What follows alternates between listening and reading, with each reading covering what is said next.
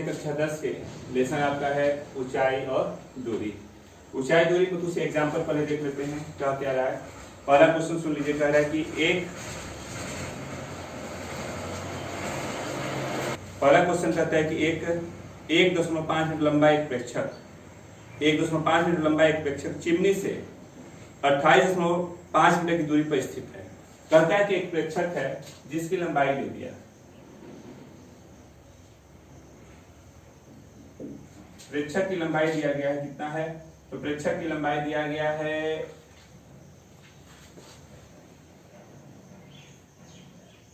1.5 metre लंबा है। एक चिमनी है, चिमनी से इसकी दूरी दे दिया कि वह चिमनी से इतने मीटर की दूरी पर स्थित है। ये चिमनी है, इतने मीटर की दूरी पर स्थित है। उसकी आंखों से चिमनी के शिखर का उन्नयन कोण 45 अंश। कोई आदमी यहाँ जो प्रेक्षक है वो खड़ा है, यहाँ से अगर वो चिमनी को देखा है तो उसका जो कोण है इसके पैरेलल कर लीजिए। ये कोण कितने का है? तो ये कोण कह रहा है 45 अंश का है। तो कहता है चिमनी की ऊंचाई बताइए। चिमनी की ऊंचाई मतलब आप मानते हैं A, B, C, D और E, ये पूरी हाइट पूछ रहा है। अगर पूरी हाइट को हम h मान लेते हैं, पूरी हाइट को अगर हम h मान लें तो यह 1.5 है, तो यह भी 1.5 होगा। तो ये बची हुई हाइट h ऋण 1.5 हो जाएगा। ये बची हुई हाइट कितनी हो जाएगी? अब इस त्रिभुज को ले लीजिए। इस त्रिभुज में देखिए यह अगर 28.5 है तो ये वाली डिस्टेंस भी 28.5 मीटर होगी, सेम पैरेलल है। तो इस त्रिभुज में अगर हम बात करेंगे तो लंब है, आधार है, तो लंब और आधार आप किस में लेते हैं? तो आपने कहा tan में लेते हैं। तो आपने कहा त्रिभुज ADE में तो tan लेते हैं, तो tan 45 की जगह पे h ऋण 1.5 बटा में 28.5 हो जाएंगे। tan 45 का मान 1 होता है। 1 बराबर h 1.5 ये हो गया 28.5। फिर ये गुणा कर लीजिए 1.5 ये हो गया 28.5। तो h बराबर, इसको इधर ले जाएंगे 28.5 धन 1.5, h बराबर 28, 29 और 30 हो जाएगा। ये 30 मीटर। आप देख सकते हैं कि उस चिमनी की ऊंचाई कितनी है? 30 मीटर है। नोट कर लें। चलते हैं सेकेंड नंबर क्वेश्चन पे। तो कह रहा है कि भूमि के एक बिंदु P से 10 मीटर ऊंचे भवन के शिखर का उन्नयन कोण। कह रहा है कि भूमि पर कोई एक बिंदु P है, मान लीजिए ये P हो गया। P से 10 मीटर ऊंचे एक भवन है, भवन की ऊंचाई मान लेते हैं, ये मान लिया हमने कि यह भवन है, 10 मीटर इसकी ऊंचाई है। 10 मीटर इसकी ऊंचाई है। जब P बिंदु से हम इसको देखते हैं तो यह कितने के कोण पर उन्नयन कोण दिखा? कितने के? 30 अंश के उन्नयन कोण पर दिखा। भवन के शिखर पर एक ध्वज को लहराया गया। इसके शिखर पर एक ध्वज यानी एक झंडा हो गया, मान लीजिए ये लहर रहा है। फिर कह रहा है कि P से ध्वज के शिखर का उन्नयन कोण। हमने ध्वज को देखा तो ध्वज दिखा यहाँ कितने के कोण पर? तो यह कोण आपको दिख रहा है ध्वज यानी कि ध्वज का कोण हो गया पूरा। ध्वज को देखना मतलब ध्वज में अगर हम देखें तो ध्वज को देखने यही सब अगर हम ध्वज को देखते हैं तो ध्वज दिखा 45 के कोण पर। तो कहता है कि ध्वज दंड की लंबाई तथा बिंदु P से उसकी आधार की दूरी पूछ रहा है, जबकि कर्ण में 3 का मान 1.732 दिया गया। कह रहा है कि आप बताइए इसकी हाइट और आधार पूछ रहा है। ये दोनों चीज पूछा आपसे। अगर हम इस छोटे से त्रिभुज का नाम P Q R और S कर दिया, अगर इस छोटे से त्रिभुज को लेते हैं त्रिभुज P Q R में, इस त्रिभुज में लेते हैं तो यह कोण 30 अंश है, आधार है, लंब है, आधार और लंब मतलब tan ले लीजिए। तो आपने कहा tan 30 लेंगे तो 10 बटा में x, tan 30 का मान 1 बटा में कड़ी में 3, 10 बटा में x। फिर ये गुणा करते हैं तो 10 कड़ी में 3 करेंगे, x का मान 10 गुणते 1.732, x बराबर 17.32 मीटर। ये आपका एक आंसर आ गया। अब बात करते हैं कि हमको हाइट भी चाहिए। तो पूरा बड़ा सा त्रिभुज अगर हम देखें तो बड़े से के लिए कोण हमको दिख रहा है 45 अंश त्रिभुज PQS में। आपने कहा त्रिभुज PQS में, त्रिभुज PQS में बोलेंगे तो हमने बोला tan 45 पूरी हाइट, लंब और आधार। पूरी हाइट हमको दिख रही है 10 घन h और आधार है हमारे पास x, इसका मान 1। 10 धन h बटा में x, x बराबर 10 धन h, x का मान अभी हमने निकाला है कितना 17.32 और 10 धन h कर सकते हैं, 10 इधर आएगा 17.32 ऋण 10 h का मान घटा दीजिए 7.32 मीटर, यानी उस झंडे के दंड की ऊंचाई 7.32 मीटर है और उसके आधार की दूरी 17.32 है। नोट कर लें। 3 थी तो 3 में दिया गया है 1500 कड़ी में 3 किलोमीटर नियत ऊंचाई पर उड़ते हुए एक वायुयान का बिंदु A से उन्नतांश 60 अंश था। कर एक वायुयान है, कहीं एक बिंदु A से हम लोग देख रहे हैं, ये ऊपर वायुयान था 1500 कड़ी में 3 किलोमीटर की ऊंचाई पर। जब हमने बिंदु A से देखा तो इसका उन्नयन कोण कितना दिखा 60 अंश। फिर कहता है कि 15 सेकंड के पश्चात इसका उन्नयन अंश 30 अंश हो गया। आप एक चीज ध्यान रखिएगा, 15 सेकंड के बाद 30 हो गया, ये 60 30 का मतलब झुकाव कम हुआ। झुकाव कम होना मतलब जो हवाई जहाज थी वो अब जा रही है इधर जा रही है, तब ये झुकाव कम हो रहा है। अगर वो इधर आती तो ये जो झुकाव था बढ़ता। 30 अंश होने का मतलब कि 15 सेकंड जो हमको समय लगा है, 15 सेकंड के बाद वो अब आ गई यहाँ पे, और यहाँ से जब हम इसको उस हवाई जहाज को देख रहे हैं तो वह कोण अब दिख रहा है कितना 30 अंश। ऊंचाई तो वही है, तो यह तो ऊंचाई 1500 कड़ी में 3 का ऊंचाई वही काम करेगा। ये हो गया। अब पूछ रहा है कि जब ऐसे जा रहा है तो उस वायुयान की गति क्या कीजिए। चलिए नाम देते हैं A B C D और ये E हो गया। गति यानी कि चाल बराबर दूरी बटा में समय होता है। समय तो मालूम है, दूरी कितना तय किया है वो तो E से D तक की दूरी तय किया। अगर ये दूरी हम कहीं से निकाल लेते हैं तो इसकी चाल निकाल सकते हैं। अब आपने कहा कि यह दूरी x मान लीजिए और इस दूरी को y मान लेते हैं, और यही y दूरी यहाँ ऊपर भी काम कर जाएगा। यानी हमारे पास ये है कि हम y का परिमाण निकालना चाहते हैं, y निकल जाएगा तो निकाल सकते हैं। अब आपने कहा कि बात करते हैं इस छोटे से त्रिभुज की, त्रिभुज इसकी। इस छोटे से त्रिभुज में आपको लंब दिया और आधार निकालना है, लंब और आधार के रूप में निकाल लेंगे। तो आपने कहा त्रिभुज ABE में, तो त्रिभुज ABE में आपने कहा tan 30 का मान 1500 कड़ी में 3 बटा में x, tan 30 का मान 1 बटा में कड़ी में 3, तो 1500 कड़ी में 3 बटा में x बराबर गुणा करते हैं कड़ी में 3 कड़ी में 3 है 3 गुणा 15 15 4500 किलोमीटर हुआ। ये बड़ा सा त्रिभुज देते हैं इसको ACD में।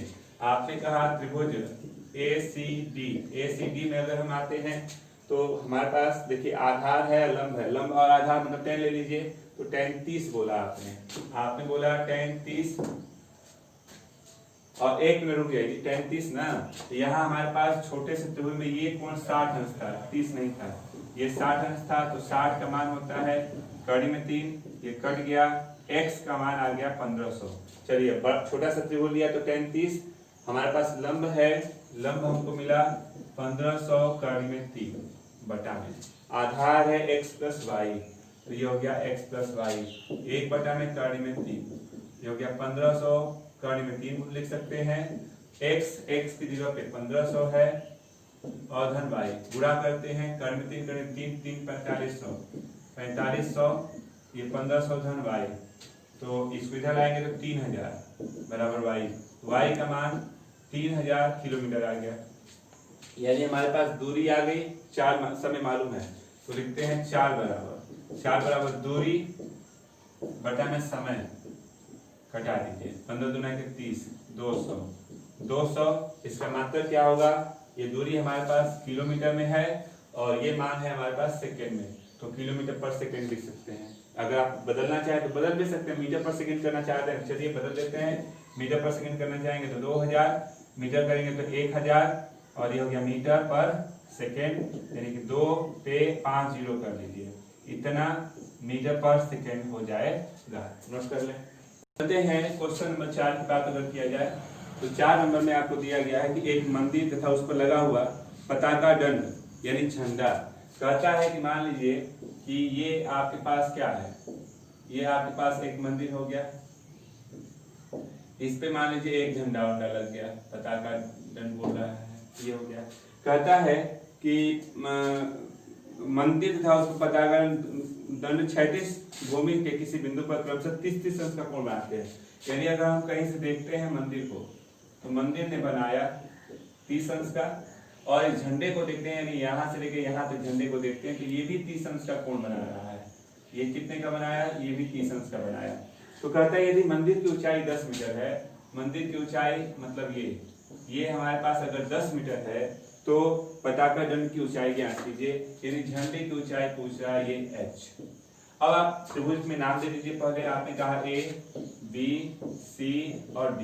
आप इस छोटे से त्रिभुज की बात करते हैं तो हमको लंब मालूम है, आधार निकाल लें, हमने इसको मान लिया x।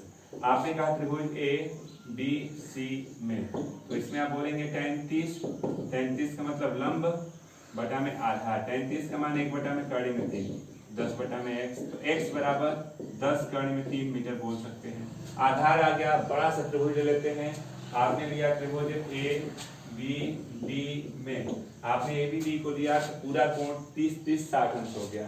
तो आपने बोला tan 60, पूरी हाइट हो गई h धन 10 बटा में आधार x।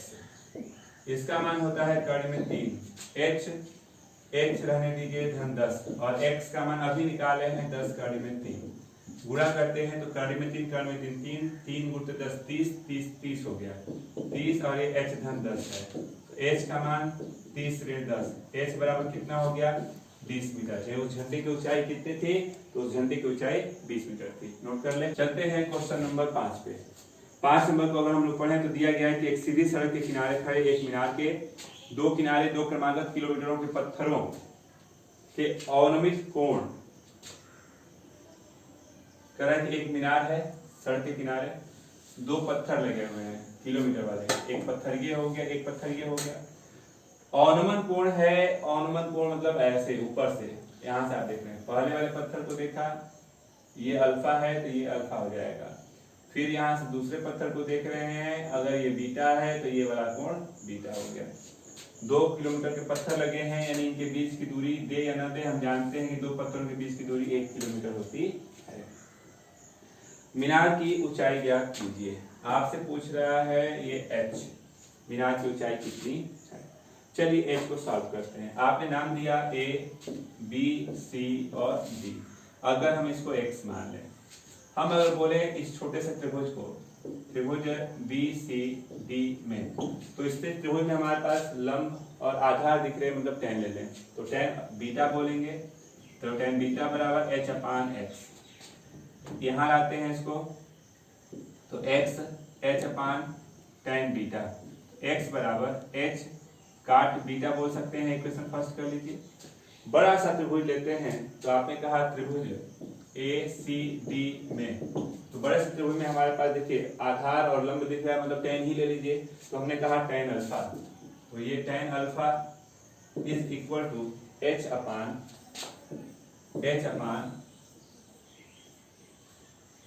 या वैसे मत करिए, 2 पत्थर है ना, तो पहले आप नजदीक वाले पत्थर को देखेंगे ना, तो पहला नजदीक पत्थर अगर हम देखते हैं, अगर ये हमारे पास अल्फा है तो ये अल्फा का काम करेगा, और दूर देखते हैं तो पहले आपने इतना देखा, दूसरा वाला ये बीटा हो जाएगा, उल्टा माने। और मान पहला नजदीक वाला देखते हैं, तो tan हमारे पास अल्फा हो गया, tan अल्फा इतना, ये अल्फा हो गया, ये अल्फा हो गया, ठीक। अब यहाँ बात करते हैं बड़े बड़े कोण है tan बीटा की। बीटा लेंगे, बड़ा सा त्रिभुज लेते हैं बीटा, h अपान 1 प्लस x, h अपान 1 प्लस x। हमने कहा x प्लस 1 h अपान tan बीटा, यहाँ पे हो जाएगा x प्लस 1 h काट बीटा। x का मान रख लीजिए, x का मान h काट अल्फा प्लस 1 h काट बीटा कर सकते हैं, तो 1 इज इक्वल उधर जाएगा तो h का मान तो हो गया कितना, काट बीटा माइनस काट अल्फा कर सकते हैं, तो h का मान इसको अपान कर लें, तो 1 अपान आप देख सकते हैं काट कितना, काट बीटा माइनस कर सकते हैं काट अल्फा, ये आपका आंसर हो गया इतना मीटर। चलते हैं हम लोग क्वेश्चन नंबर 6 पे।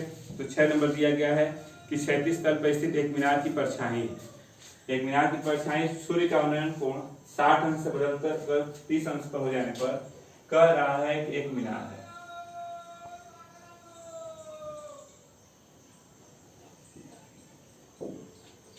यह एक मीनार है। कहता है कि पहले अगर हमारे पास जो 60 अंश मतलब नजदीक पहुंचिए और 30 अंश दूर हो जाता है, तो 60 अंश पे जो इसकी जो परछाई थी यानी धरातल पे दिख रही है, और 30 अंश पे जाएंगे तो ये पूरी परछाई का काम करेगी।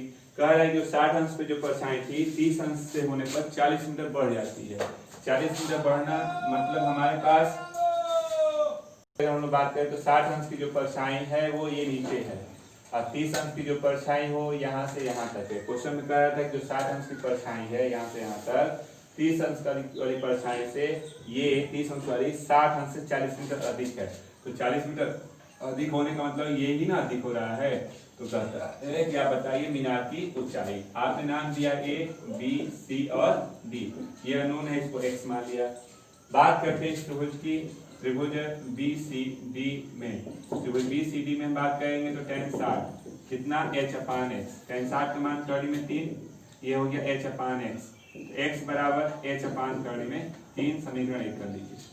बड़ा सा त्रिभुज लेते हैं, यानी आपने लिया त्रिभुज ए सी डी में, ए सी डी लेंगे तो tan 30 लिया, तो आपने कहा tan 30, तो tan 30 की जगह पे h अपान पूरी आधार है इतनी मान रखते हैं, तो tan 30 का मान 1/√3, ये हो गया h 40, और x का मान ये है, h अपान कर दीजिए रूप में, और लघुत्तम लेते हैं तो लघुत्तम लेंगे तो इसका गुणा करेंगे, फिर ये ऊपर जाएगा √3h,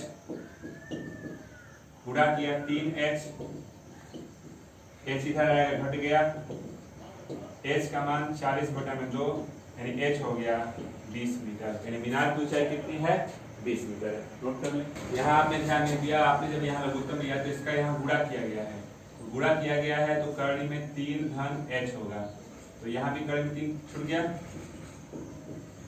कर्ण में 3 हटा देंगे 2 से, ये हो गया 20, कर्ण में 3 मीटर उसकी हाइट है। तो आज आपके लग गए क्वेश्चन नंबर 6 तक। अभी एग्जाम्पल में बहुत सारे क्वेश्चंस हैं, तो कल आगे के क्वेश्चन को सॉल्व किया जाएगा, उसके प्रश्न शुरू होंगे। तो आज के लिए बस इतना ही रहने दें।